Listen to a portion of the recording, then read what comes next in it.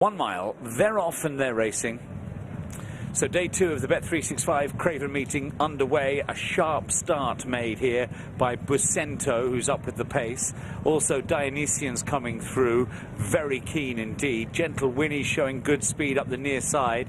Play Up Sky Blues is just in behind them, and that's where Al Wazmi also races. Al Marin shapes next, just ahead of Cobalt Blue, and then further back is Burdett Road as they race on now through the first quarter of a mile. Gulmarg is slightly further back in the field. Lion Kingdom likewise at the back of this main group with Supreme King. Connemara Coast is second last overall with the red cap. Over towards the far side of the group, Seductive Power is pursuing Dream Pirate, who's quite nice and handy as well. Surely Not is another one towards the rear end of the field. Dionysian's gone through the first half of the race pretty keenly. Still leads narrowly up the near rail. Play Up Sky Blues and Gentle Winnie. Now Busento comes under a bit of pressure. A forward move from Burdett Road. Yellow Jacket tracked by Supreme King, who could be dangerous as well. Gulmarg's trying to get competitive. Right over on the far side, Seductive Power comes next.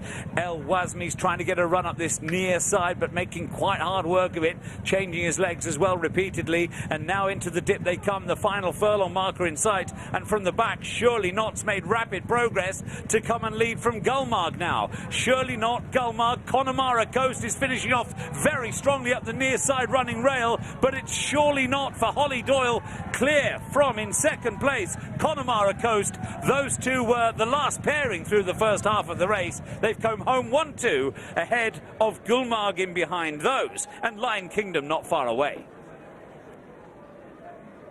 So an interesting and informative opening race, and it was won by Surely Not for Dominic Ffrench Davis and Hollie Doyle. Clear of it in second, Connemara Coast for Jamie Spencer and Richard Hughes, just ahead of Gulmarg for Harry Davis and Sean Woods. And Lion Kingdom has just finished ahead for fourth for Oisin Murphy and James Fanshawe of Supreme King in fifth. But there is the winner, coming from the back, as John was saying. Yeah, and I think nibbled at in the market as well, into 9-1. A horse that won a couple of times as a 2-year-old. He'd been gelded over the winter, comes back with a career best performance. Initially watching it a furlong from home, I thought that Connemara Coast, the runner-up, was going to be unlucky.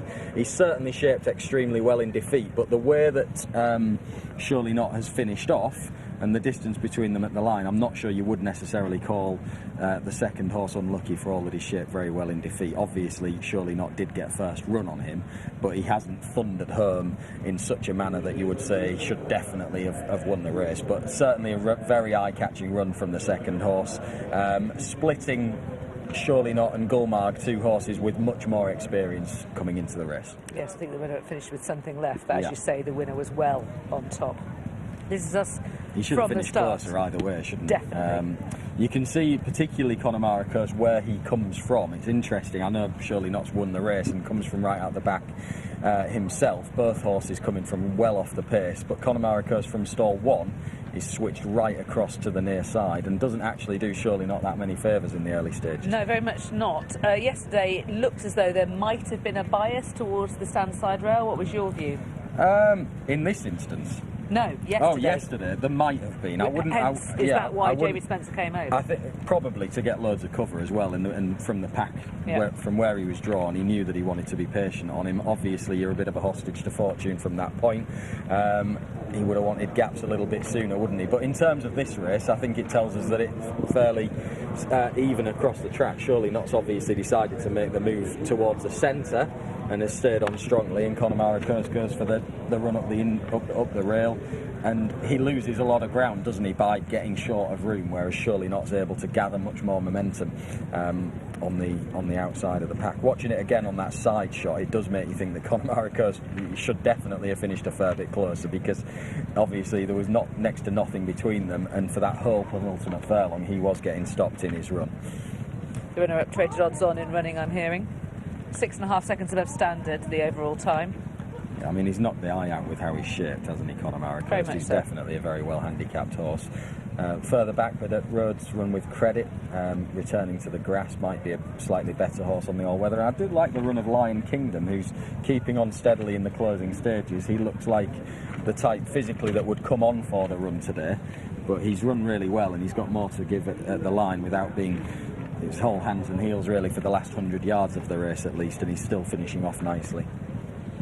Yes, yesterday it was a disadvantage to be towards the fore, and these horses have come from the rear, but also we don't really know, I mean, in terms of working out pattern of things, these are horses with different abilities at the moment. We don't know exactly where they all stand, but we do know, I think I agree, that the second has shaped really well, but the winner has also stamped his authority on the race really convincingly.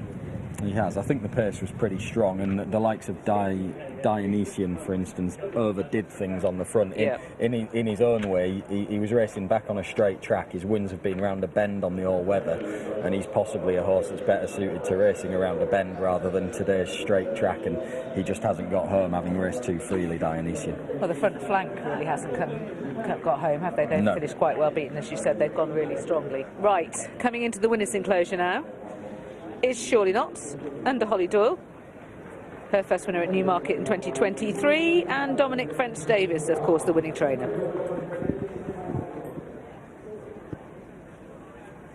Well, I think the interesting take from the sectionals there was that they went very hard early on, and the first, second and fourth were third last, second last and last after 3 furlongs, and they all came from the back.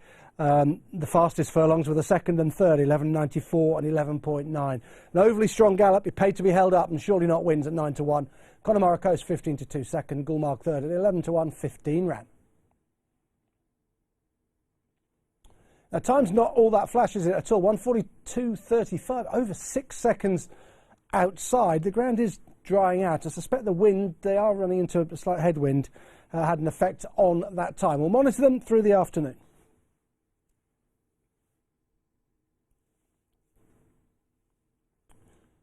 Well, that's Tuesday.